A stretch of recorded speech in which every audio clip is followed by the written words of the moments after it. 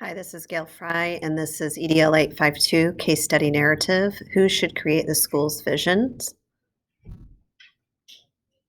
Vision statement. Sometimes people think defining a school's vision is not important and should be done quickly. Developing a vision statement is one of the most important steps to creating a successful program. If the vision statement is done well, it gives clarity and direction to a school. If not, it can lead to conflicts and a school that has difficulty identifying priorities. It is more than just a broad, flowery statement. It helps people understand how you hope others will view you and describe some of your highest priorities. Vision statements offer administrators a shared vision of learning for the entire school environment. It allows both educators and support staff to get behind a common goal. School vision statements outline a school's values and objectives. They provide parents and community with clear ethos of the school. Visionary leadership. One of the most important responsibilities of any leader is establishing a vision and inviting others to share in its development. A visionary leader is an individual who sees the potential of how the world should exist and then takes the steps to get there. You can achieve visionary without a leadership role. Become an idea guy or girl, for instance, and you can successfully lead people to accomplish a course of action while not having a vision for the change you'd like to create.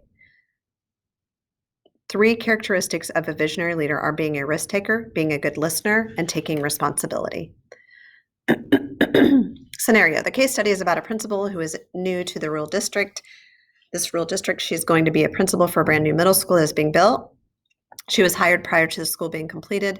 The new principal, Mrs. Potter, appointed 4 teachers and 4 parents to serve on the advisory board to help with the visionary and planning.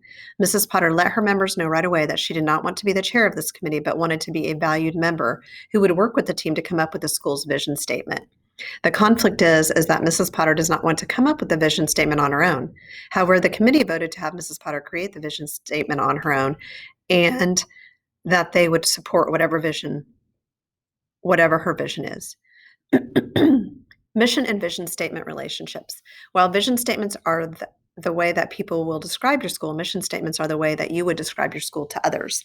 They work together to make a school successful. When coming up with both a vision and mission statements, all staff, stakeholders, and community members should be a part of this. One is how you are going to make your school great, vision, and the other is what you are going to do with your school that makes it great.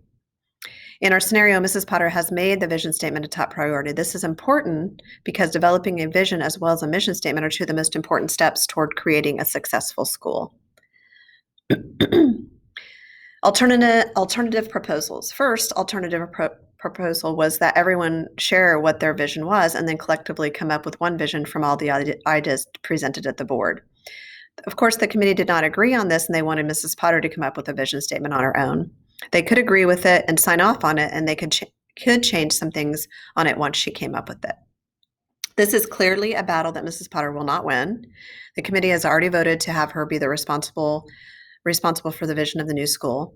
If Mrs. Potter is not comfortable with coming up with a vision statement due to just moving to this area and her understanding that a vision statement is one that involves every input, she could ask the school board, other teachers, as well as stakeholders for their input on the vision statement.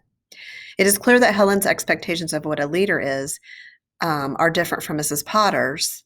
And I think it's typical for staff to see the leader of the school as the decision maker, but in fact, the leader should be making decisions for the school with staff input. A leader can and should help lead these discussions, but ultimately it should be a group discussion or decision. Advantages and disadvantages of creating vision statements without input.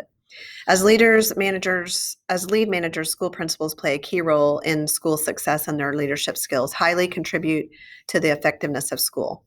A competent and effective leader is one who affects others in the success of the organization, motivates them, and includes them in the process. In the case study, if Mrs. Potter follows the recommendations of the committee and comes up with a vision statement on her own, she may feel responsible for how successful or unsuccessful the school is. She probably feels very uncomfortable doing this because she's in this new community, and that is why she's asking for input. There may also be other teachers, community members, and stakeholders that take offense to her creating the vision on her own and would like to be included. If the goals are not met in the vision statement, she could be the sole person responsible and have to take the blame, which may result in her losing her position.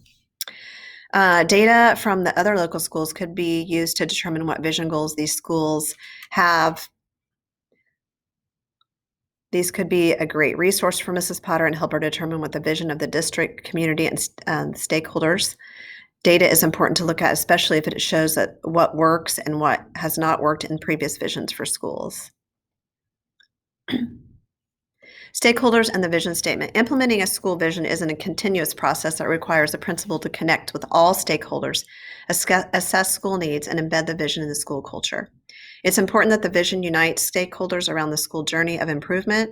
A school where community members and the school leader are in disagreement will be an unhappy place where much energy is wasted rather than focusing on key purposes of improving learning for the student. The key stakeholders will be the teachers, the students, the parents, and the families of the students, community leaders, and including local businesses. If the stakeholders are to support the school's development, they need to be involved in the understanding and developing of the school's vision. The importance of all stakeholders having access to the vision statement. So unveiling the school vision statement to all stakeholders in order to ensure awareness of the intended direction for school is very important. The final step after the vision statement is completed is to introduce it, and you can do that through Rotary calls, PTA meetings with site council, newsletters, school websites. Standard one, mission, vision, improvement. The assignment was a case study in which a new principal was trying to involve her staff and community in helping her come up with a mission statement. However, they were reluctant to help in the process. I explained what a mission statement was and how important it is to have stakeholders involved in creating it. This vision then creates the mission of the school and helps the staff provide students with curriculum to follow the vision and mission. This makes a successful school and provides for the future success of the students. The standard component, I evaluated all the components of the vision statement, which include administration, staff, stakeholders collaborating to create the vision. Then the vision must be drafted and revised, and then shared with all the stakeholders.